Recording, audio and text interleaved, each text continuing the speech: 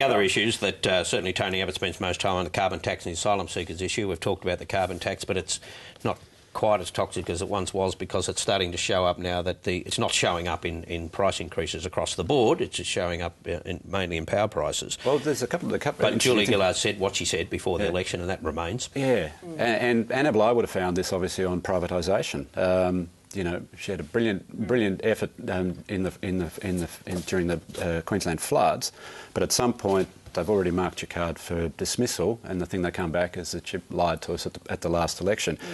But the real economy is actually functioning quite fine. We've had jobs growth, GDP still looking good, and of course, over the horizon, a lot of people still haven't come to grips with the fact that the US economy is just about to come back.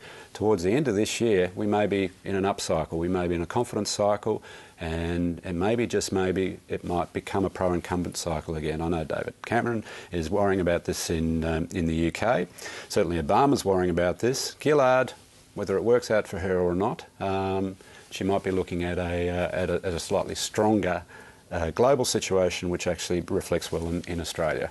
And let's not go all the way to the end of this year. What about the end of this week? It's Chris Bowen try to give us a sense of where we'll be a week from now on asylum seekers. Jacqueline, what do you think? More deadlock? I think we'll be stuck even sort of more deeply in the mud than we were at the end of last session. I mean, the coalition's already made it very clear that they're not going to accept whatever the recommendations are that come out on Monday, I think, and are given to Cabinet on Monday. They're not going to accept them. They're going to stick with their own policy. The government is not going to bend towards the Greens, towards the Greens proposal. And the Greens aren't going to move either. Yeah, I mean, then what does the government do then? Well, it's in the Senate. So there's a bill that's actually passed the lower house. So at the moment, it's on the Greens.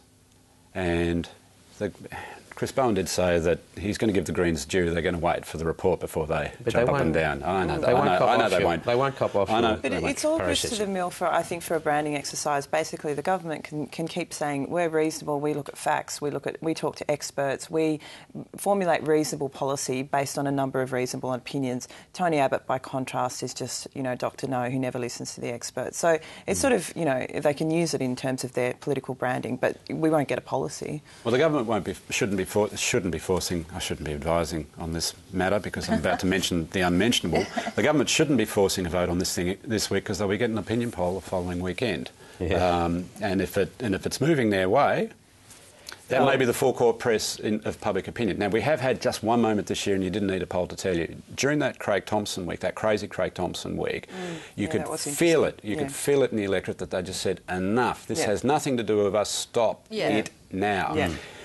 I don't know how you would get something like this on the asylum seeker matter, but it would be lovely to hear the talkback lines run crazy for a week saying, just deal with it, just fix it, and at some point, people just say, let's take this off the table.